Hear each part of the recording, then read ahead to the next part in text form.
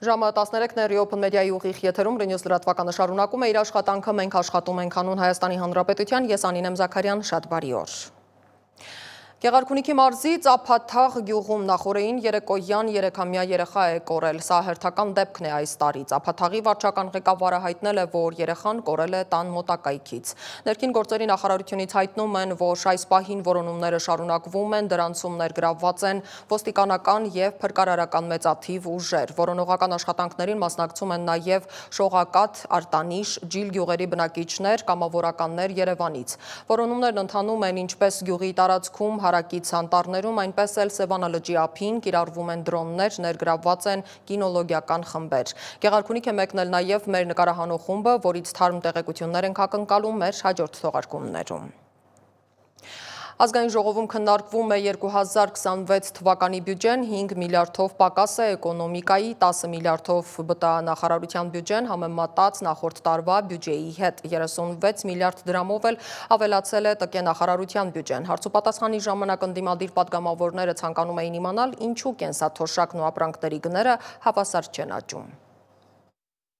Հիմա պարզ բան է էլի հարցնում թոշակառուն եւ աշխատող աղքատը։ Ասում է, բայ ինձ ինչի մոռացաք։ Ասում է, բայ ես էլ պետք է հիմա ստանայի Պարենային Զամբյուղի արժեքի չափով նվազագույն թոշակ, ինչի չեմ ստանում։ Ես պետք է ստանայի միջին թոշակ, որը պետք է հավասարներ նվազագույն աշխատավարձի չափով։ Ինչի չեմ ստանում։ Աշխատող աղքատն ասում է, աշխատում եմ աղքատա, բա դուք հակառակն եք ասել։ Դուք առաջարկեք, ինչը ձեզ դուր չի գալի այսօրվա բյուջեում, որ թիվը ձեզ դուր չի գալիս, որ քաղաքականությունը ձեզ դուր չի գալիս, մենք էլ կքննարկենք, հասկանանք, հնարավոր է ձեր առաջ կարող է մի բան կա, որ մենք չենք հասկացել, դուք ավելի լավ եք հասկանում, դա անենք, այն մյուսը չանենք։ Էս է հարցը։ Եվ ամեն տարի այս նույն խոսակցությունն է, այսինքն ամեն տարի այս քննարկման նպատակն է հասկանալ, որտեղ ենք իջացրել կամ բարձրացրել, որը չի համապատասխանում ձեր պատկերացումներին։ Այդ պատկերացումներն կարող են ճշգրտել եւ դրա հնարավորությունները ինստիտուցիոնալ գոյություն ունեն։ Արցախի նախկին ռազմաքաղաքական ղեկավարների եւ մի շարք գերիների հերթական դատական նիստներ Բաքվում։ Նրանք կրկին բարձրաձայնել են խոշտանգումների եւ դաժան վերաբերմունքի մասին, ընդգծելով, որ նախաքննության փուլում իրենք ցուցմունքներ են տվել ճնշման տակ։ 3 տարի 2 ամիս կալանքի տակ պահելուց հետո Պաշտպանության բանակի նախկին հրամանատար գեներալ լեյտենանտ Միքայել Արզումանյանի խափանման միջոցը փոխարինվեց տնային կալանքով, հայտնել է պաշտպան Երեմ Սարգսյանը։ Հիշեցնեմ, որ գեներալը կալանավորվել էր 2022-ի սեպտեմբերի 1-ին։ Արզումանյանը մեղադրվում է 44-օրյա պատերազմի ժամանակ իշխանազանցության համար, որն անզգուշությամբ առաջացրել է ծանր հետևանքներ։ Ըստ մեղադրանքի նա չունենալով նման լիազորություն Արեգաբարձունքից նահանջի հրաման է տվել, ինչի հետևանքով բարձունքն ու հարակից դիրքերը անցել են Ադրբեջանի վերահսկողության տակ։ Արզումանյանը չի ընդունում մեղադրանքը, այս տարիներին դատական նիստեր չեն կայացել։ Զինծառայող է թեթև մարմնական վնասվածք ստացել զենքի օգտագործման կանոնների խախտման պատճառով, հայտնում են Պաշտպանության նախարարությունից, հավելելով, որ նրա առողջությանը եւ կյանքին վտանգ չի սպառնում։ Զինծառայողի բուժումը կազմակերպվել է Կայազորային հոսպիտալում եւ Երևանի կենտրոնական կլինիկական զինվորական հոսպիտալ տեղափոխելու անհրաժեշտություն չի առաջացել։ Թուրքիայի հյուսիս-արևմուտքում գտնվող Բալիքեսիր նահանգում երկրաշարժի հետևանքով շենքեր են փլուզվել։ Ներքին գործերի նախարար Ալի Երլիքայայի խոսքով մասնագետները գրանցել են 3 տան եւ 1 շենքի փլուզում։ Վերջինում խանութ է եղել, հաղորդագրությունում նշվում է, որ երկրաշարժի ժամանակ մի շարք բնակավայրերի բնակիչներ լքել են իրենց տները եւ այժմ վախենում են վերադառնալ։ Բազմակի հետ ցնցումներից ահաբեկված նրանք առայժմ նախընտրում են մնալ դրսում։ Ստորգետնյա ցնցումները զգացվել են Ստամբուլում, Իզմիրում եւ արևմտյան այլ քաղաքներում։ Երկրաշարժ է։ Հենց հիմա երկրաշարժ է, երկրաշարժ է, այո սիրելի հեռուստադիտողներ, շատ ուժեղ ցնցվում ենք հիմա։ Խեղճ երեխաներ, ես հիմա նրանց եմ գրում։ Ուժգին երկրաշարժ Թուրքիայում, 48 ժամվա ընթացքում երկիրը ցնցվել է երկրորդ անգամ, 6.1 մագնիտուդով երկրաշարժի էպիկենտրոնը Բալիքեսիր նահանգն է։ Ըստ թուրքական պաշտոնական տվյալի 22 մարդ է վիրավորվել, հիմնականում խուճապի պատճառով պատշգամբից դուրս նետվելու հետևանքով։ Զոհերի մասին դեռ տեղեկություններ չկան։ Նահանգի մի քանի քաղաքում բարձրահարկ շենքեր են փլուզվել, դպրոցները փակվել են, շատ բնակավայրերում խափանվել է հոսանքի և ջրի մատակարարումը։ Ցնցումների ընթացքում խափանվել է մոտ 16 միլիոն բնակչություն ունեցող Ստամբուլի 2 օդանավակայանի աշխատանքը։ Օդաչուներին հրահանգել են մնալ օդում։ Ցնցումները զգացվել են Իզմիրում, Ստամբուլում, Բուրսայում և հարակից շրջաններում։ Շատերը լքել են իրենց տները վախենալով հետցնցումներից և հետագա ավերածություններից։ Արդեն գրանցվել է 2 տասնյակից ավելի հետցնցում։ Դեպքի վայրում աշխատում են արտակարգ ծառայությունները։ Նախագահ Թայիփ Էրդողանը փորձել է հանգստացնել խուճապի մատնվածներին, հայտարարել է, որ ուժեղ երկրաշարժից հետո իրավիճակը իրենց վերահսկողության տակ է։ Մերի Դանիելյան, Open Media։ Ռուսական Բուրևեստնիկ հրթիռի հաջող փորձարկման մասին հաղորդագրությունից հետո Միացյալ Նահանգների նախագահ Դոնալդ Թրամփը կոչ է արել իր ռուս պաշտոնակից Վլադիմիր Պուտինին կենտրոնանալ Ուկրաինայի դեմ պատերազմի դադարեցման վրա, այլ ոչ թե հրթիռների փորձարկումների։ Մեջբերեմ, նա պետք է վերջ դնի պատերազմին։ Պատերազմը, որը պետք է տևեր 1 շաբաթ, արդեն 4-րդ տարին է ընթանում եւ հենց դրանով պետք է զբաղվի, այլ ոչ թե հրթիռներ փորձարկի։ Ճապոնիա մեկնելիս համար 1 ինքնաթիռում ասել է Թրամփը։ Կիրակի օրը Պուտինը հայտարարել էր, որ Ռուսաստանը հաջողությամբ փորձարկել է իր բացառիկ թևավոր հրթիռը, ինչը Կրեմլը անվանել է երկրի ազգային անվտանգության ապահովման ջանքերի մաս։ Բուրևեստնիկի փորձարկումը եւ Ռուսաստանում միջուկային զորավարժությունները վերլուծաբանները դիտարկում են որպես Վաշինգտոնին ուղղված հերթական ազդանշան, հատկապես այն բանից հետո, երբ Պուտինը հայտարարեց, որ ամերիկյան պատժամիջոցները չեն ստիպի Մոսկվային զիջումների գնալ։ Միջազգային լրահոսին հետևում է իմ գործընկեր Դավիթ Կենջոյանը։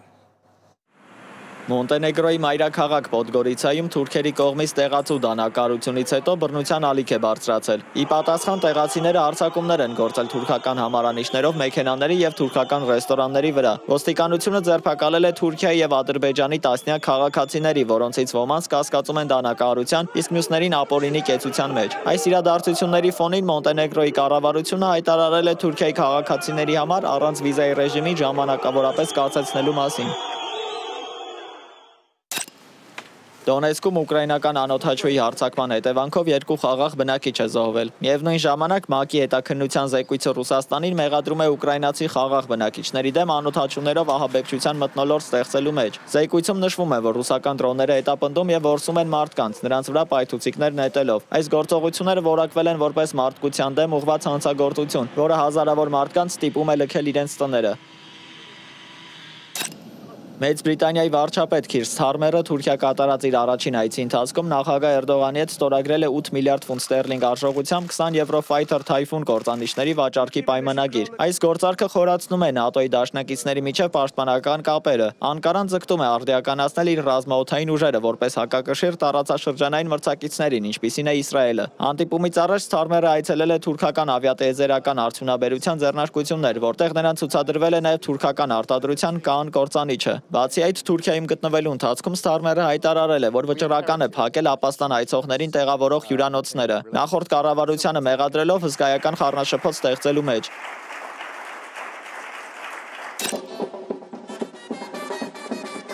Տարածաշրջանային լարվածության ֆոնին Վենեսուելան կասեցրել է էներգետիկ համագործակցությունը Տրինիդադ եւ Տոբագոյի հետ, մեղադրելով նրա կառավարությանը Միացյալ Նահանգների հետ դաշնակցելու մեջ եւ հայտարարելով կենտրոնական հետախուզական վարչության հետ կապ ունեցող անձանց ձերբակալության մասին։ Միևնույն ժամանակ Մեքսիկան եւ Միացյալ Նահանգները երկարաձգել են առևտրային բանակցությունների վերջնաժամկետը, խուսափելու նոր սակագներից, որոնք արդեն իսկ հանգեցնում են աշխատատեղերի կորստի սահմանամերձ մեքսիկական քաղաքներում։ Կարիբյան ավազանում իրավիճակն ավելի է բարդացրել 5-րդ կարգի Մելիսա հզոր փոթորիկը, որի պատճառով Կուբան զորք է տեղակայել փրկարարական աշխատանքների համար, քանի որ Մելիսան արդեն ավերածություններ է գործել տարածաշրջանի այլ կղզիներում։ Այս տարածաշրջանային ճգնաժամերն ավելի են սրվում Թրամփի վարչակազմի ագրեսիվ առևտրային եւ ռազմատենչ քաղաքականության ֆոնին։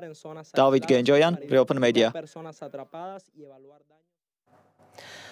Վերադառնանք Հայաստան, արդեն 1.5 ամիս է Meet Դիլիջան նախաձեռնությունն ու Green Rock հիմնադրամը փորձում են Դիլիջանը դարձնել միջազգային ստանդարտներին համապատասխան զբոսաշրջային կենտրոն, ինչ է արվում դրա համար, լսել է իմ գործընկեր Աննա Հարությունյանը։ Դիլիջանը որպես ոչ միայն բնության գողտրիկ անկյուն, այլև մշակութային, գործարար եւ համայնքային կյանքի կենտրոն։ Սա այն տեսլականն է, որի շուրջ Երևանում համախմբվել էին զբոսաշրջության, բիզնեսի եւ համայնքային զարգացման ոլորտի տասնյակ ներկայացուցիչներ։ Առիթը Green Rock հիմնադրամի նոր Meet Դիլիջան նախաձեռնության շնորհանդեսն էր, որը խոստանում է նոր շունչ հաղորդել ոչ միայն Դիլիջանին, այլև ամբողջ Տավուշի մարզին։ Green Rock հիմնադրամի տնօրեն Կատյա Բրեդիխինայի խոսքով 1.5 ամիս առաջ մեկնարկած այս նախաձեռնության առանցքային նպատակը համախմբումն է մեկ նպատակի շուրջ։ Инициатива призвана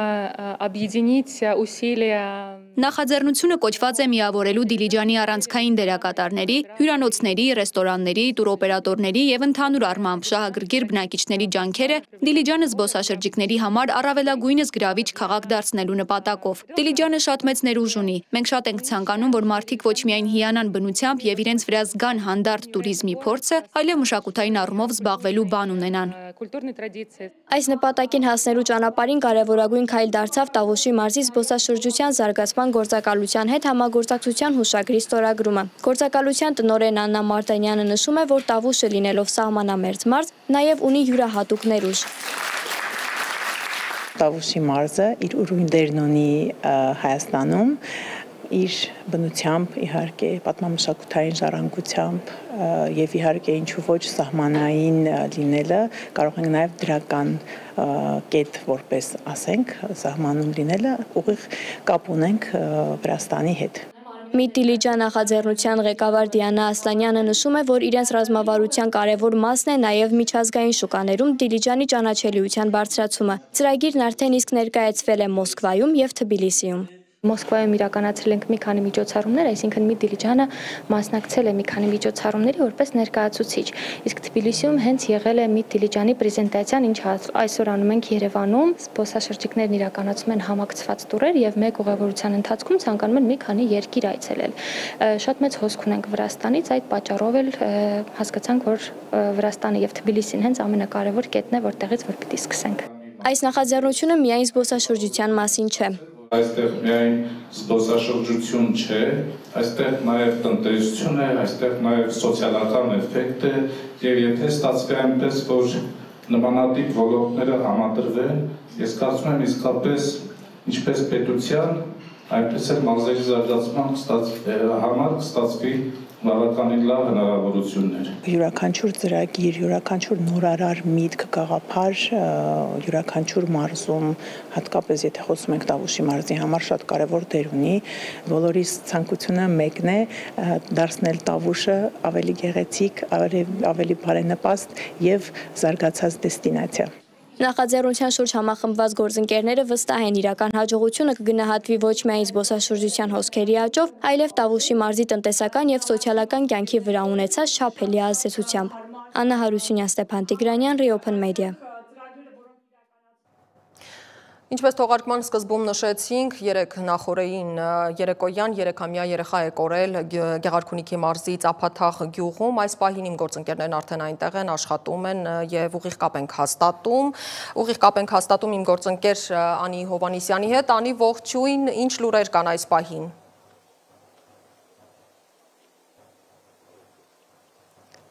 Անի, մենք այժմ գտնվում ենք Ծափաթաղ գյուղում ու հենց այն տարածքում, որտեղից ըստ նախնական տեղեկությունների կորել է 3-ամյա